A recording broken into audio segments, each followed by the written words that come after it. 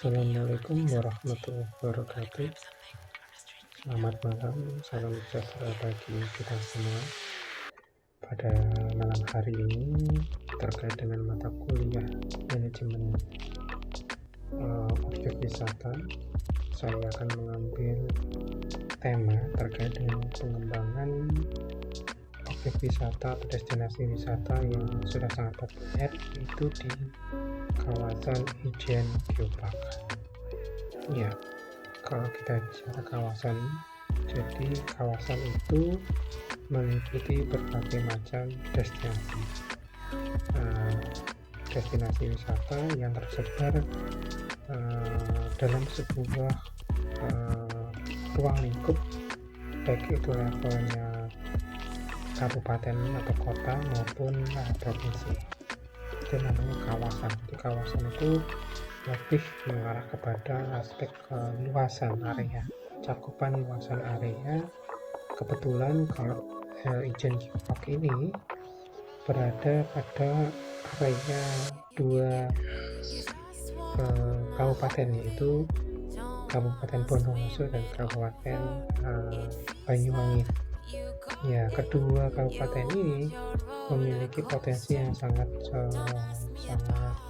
bukan potensi, menjadi sebuah destinasi unggulan dunia, yaitu Kawah Ijen. Ya.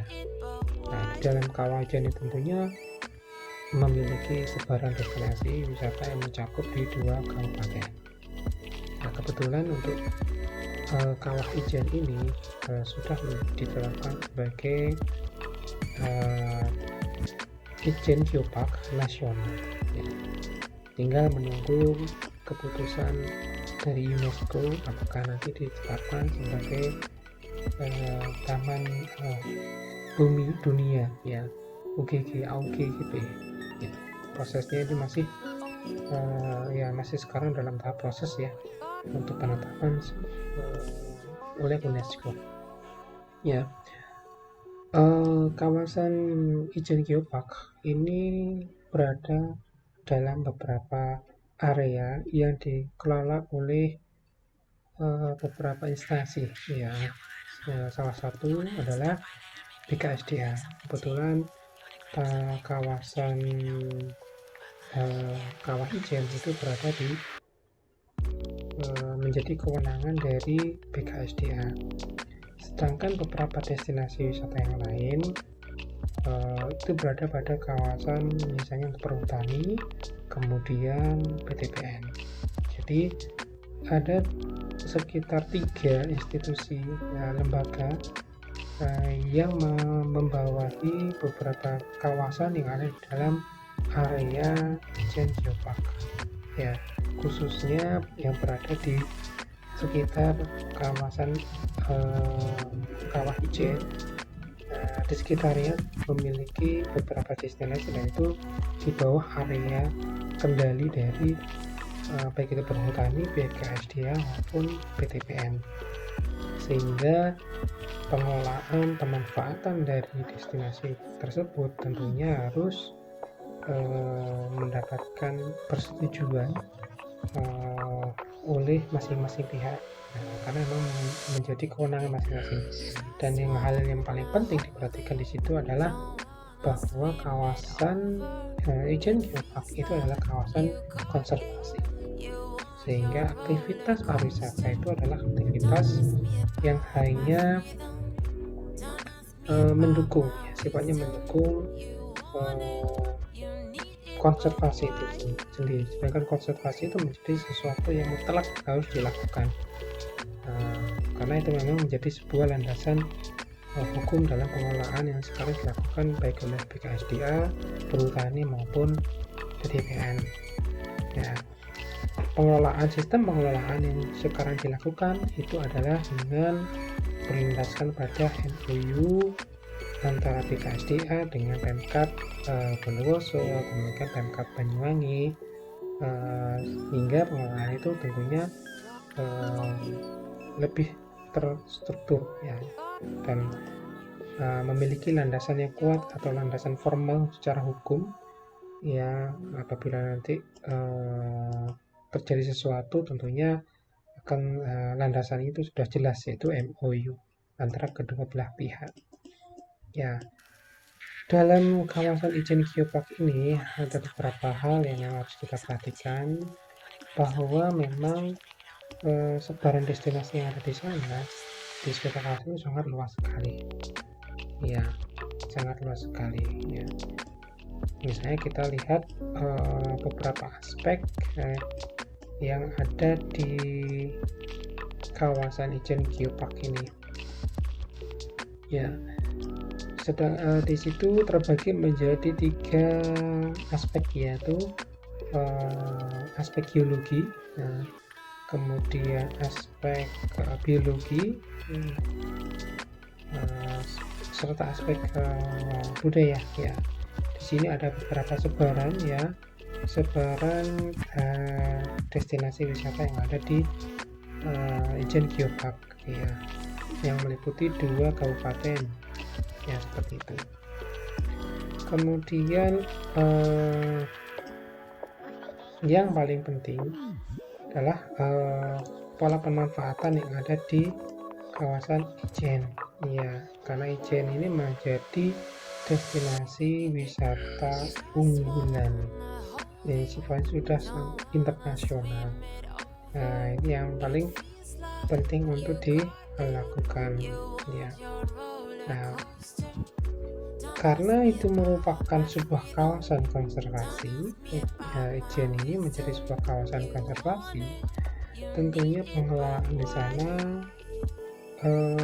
dikelola oleh BKSDA, karena itu di bawahnya BKSDA. Nah, proses itu misalnya dalam kondisi yang sekarang, pembatasan jumlah wisatawan yang ingin naik ke gunung sudah diberlakukan, serta wisatawan diharuskan memiliki surat bukti vaksin, ya, baik pertama maupun kedua, yang untuk naik. Jika tidak membawa hal tersebut, persyaratan tentunya mereka tidak diizinkan untuk naik ke puncak kawah ijen. Ya, jadi ini menjadi sebuah perhatian bagi masing-masing pihak yang ingin berkunjung ke kawah ijen, tentunya harus melengkapi data diri sendiri sebelum datang ke sana, harus melengkapi diri dengan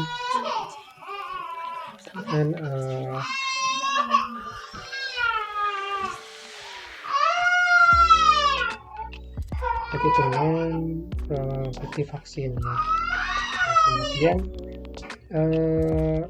tentunya juga harus diperhatikan adalah adanya pembatasan pengunjung serta durasi waktu kunjungan. Jadi waktu kunjungan untuk ke kawah ijen itu dari jam 3 pagi, dimulai jam 3 pagi. Sebelum pandemi mungkin jam 1, ya, tapi sejak pandemi ini diberikan batasan jam 3 pagi bisa naik. Jadi ada beberapa hal di sini yang meliputi 2 kabupaten. Yang pertama ada destinasi wisata kawah ijen sendiri, kemudian ada macam-macam, ya, ini ada Pilolapa, Watu Dodo yang di Banyuwangi, kemudian Semenanjung Blambangan, Pilolapa fosil, ya, kemudian Pantai Pancur, Gajakan, Pulau Merah, Teluk Hijau, kemudian Istana Kafe. Itu menjadi beberapa peninggalan sifatnya geologi, ya, dan ini yang berada di Kabupaten Bondowoso seperti Kawah Hurung, kemudian pemandian air panas Blawan, kemudian Basati, Kelapa Basatis, kemudian air terjun Kentongan, Palangan, kemudian puncak Bugasari, Batu Sonsor. Nah, itu menjadi destinasi yang ada di Kabupaten Bondowoso, dan itu sifatnya berbasis geologi, ya. Dan di tentunya keberadaan masing-masing situs geologi tersebut berada pada area kawasan yang kebanyakan berada di kawasan yang dikelola oleh Perhutani, kemudian BKSDA dan PTPN, sehingga tentunya pemerintah kabupaten setempat harus lebih ekstra, artinya tidak sembarangan mengelola destinasi tersebut, tetapi memang harus berkoordinasi kemudian menjalin komunikasi dan tentunya adalah menjalin MOU dengan masing-masing pihak terkait dengan pemanfaatan situs-situs geologi tersebut. Ya, ini yang paling penting karena memang siapa pemilik kawasan itu harus diperhatikan. Jangan sampai kita melakukan pengelolaan suatu destinasi tanpa melihat landasan pemilik kawasan yang ada di situ, dasar hukum, sehingga kita tidak memiliki dasar hukum yang kuat dalam hal pengelolaan. Ya, pengelolaan ini harus memperhatikan aspek tersebut. Siapa pemilik lahan, pemilik kawasan yang ada di situ, itulah yang akan harus kita tekankan, dan tentunya landasan hukum MOU tersebut harus dijabarkan dengan MOA, ya, cara teknis pembagian keuntungan, kemudian lokasi serta cakupan kegiatan yang bisa dilakukan dalam hal pengelolaan oleh pemerintah kabupaten setempat.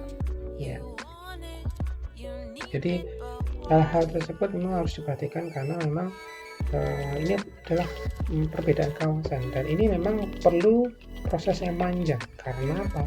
Karena kita harus berkoordinasi dengan kantor pusat, ya, BKSDA maupun Perhutani dan PTPN, tidak yang berada di kabupaten baik itu di Bondowoso maupun Kabupaten Banyuwangi tidak memiliki keputusan secara langsung atau otonom dalam hal pengelolaan, sehingga koordinasi tersebut harus tetap melalui kantor pusat yang ada di Jakarta. Itu yang memang membutuhkan proses yang panjang, tetapi itu akan lebih baik dilakukan daripada kita tidak melakukan sesuatu. Artinya potensi tersebut, kita merasa bahwa potensi tersebut memang bisa untuk dimanfaatkan, tetapi memang bukan area kita, sehingga kita melakukan pembiaran.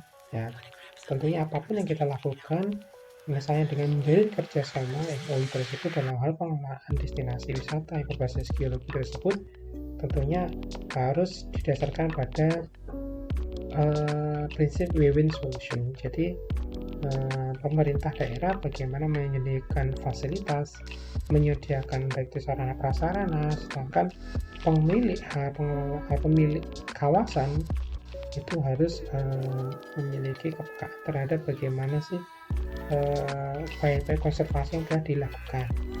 Jadi kegiatan yang ada dilakukan oleh pemerintah daerah dengan masing-masing pengelola kawasan tersebut memiliki keselarasan, keserasian dalam bentuk program kerja atau prokernya.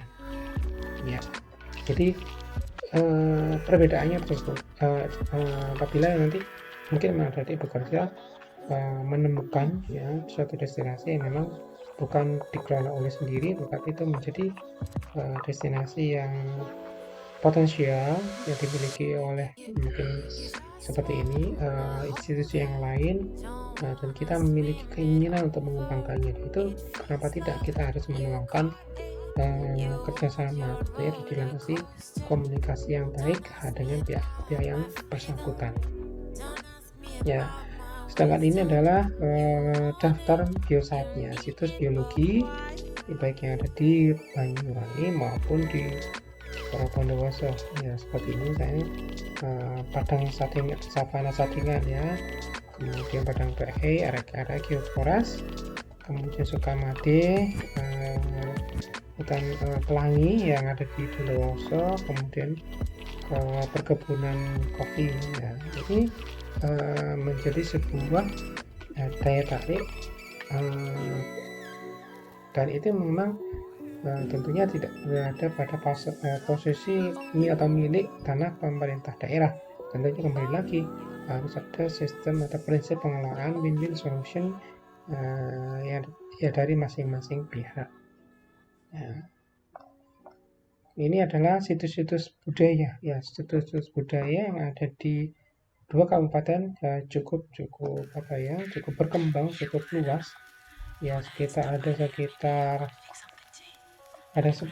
ya, ada 10 situs budaya terkait dengan Ijen Geopark ya. Seperti pertama misalnya situs Kendang Lembu, kemudian situs Mulyo Sari, Umpak Sanga, kemudian Kawitan, Petilasan Rawabayu dan Macan Putih, Kemiren, terus Desa Kemiren, kemudian Kota Sumber Cantik. Ada Gua Buta ada 2 yang di Bondowoso, Sumber Cantik, dan Gua Buta di di daerah Cermeh ya. Kemudian situs Megalitikum, Mas Kuning, Kulon ya.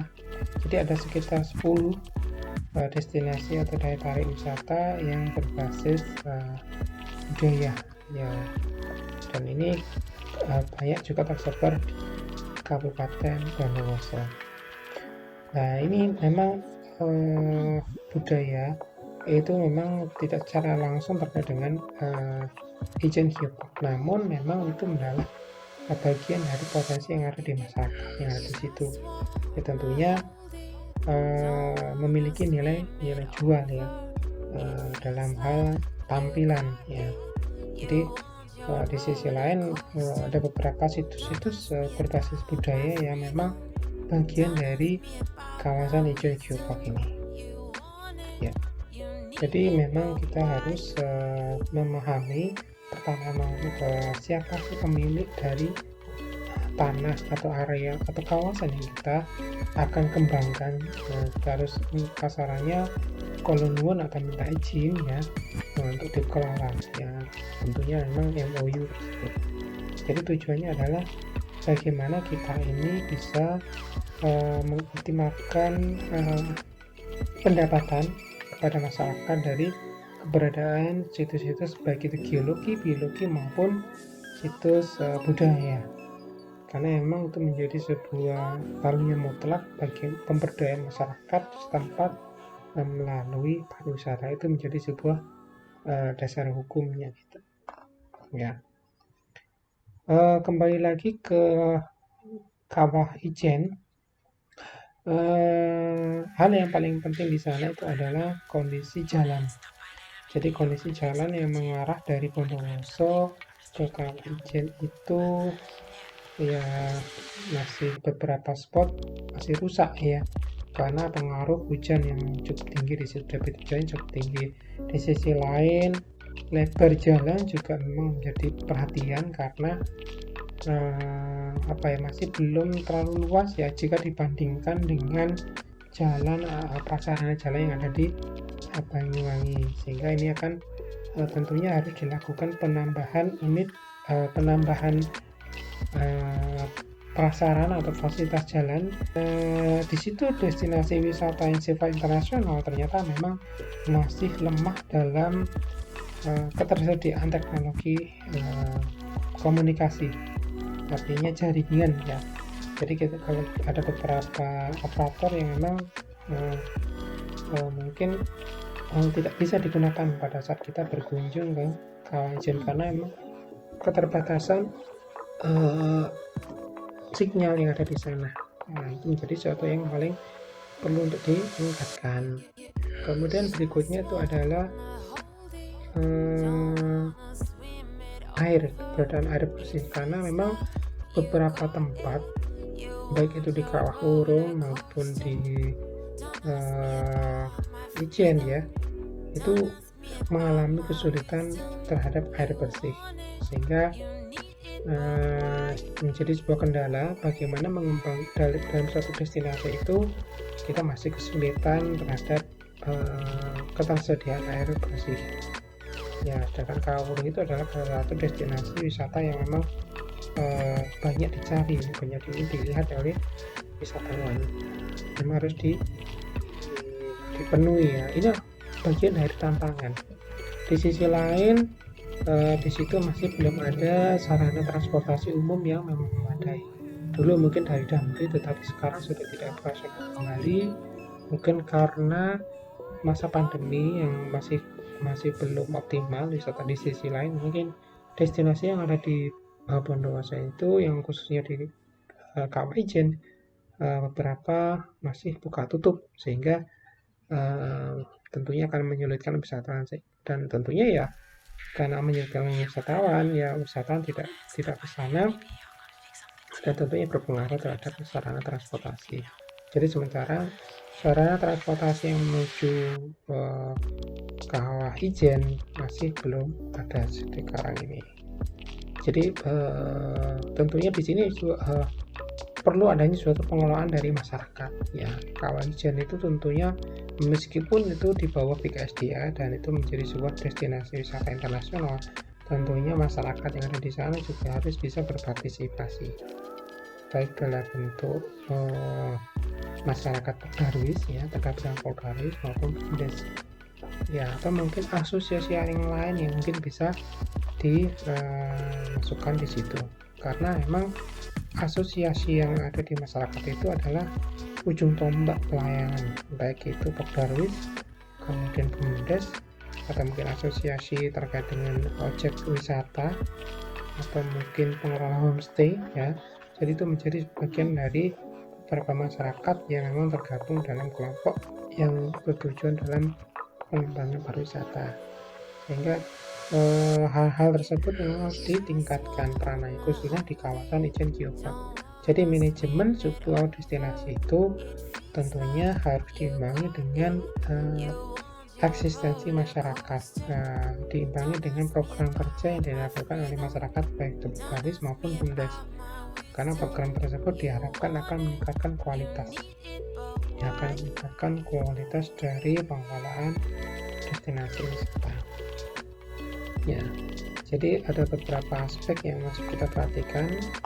Manajemen itu manajemen pertama, pengaturan kawasan itu milik siapa, pemilik kawasan, kemudian pembatasan pengunjung di era pandemi ini, kemudian pengaturan terhadap jadwal kunjungan dari jam 3 pagi sampai jam 8 pagi, kemudian penggunaan persyaratan misalnya bukti vaksinasi baik 1 dan 2, atau mungkin apabila diperlukan mungkin PCR dan sebagainya, karena itu memang sifatnya kondisional ya.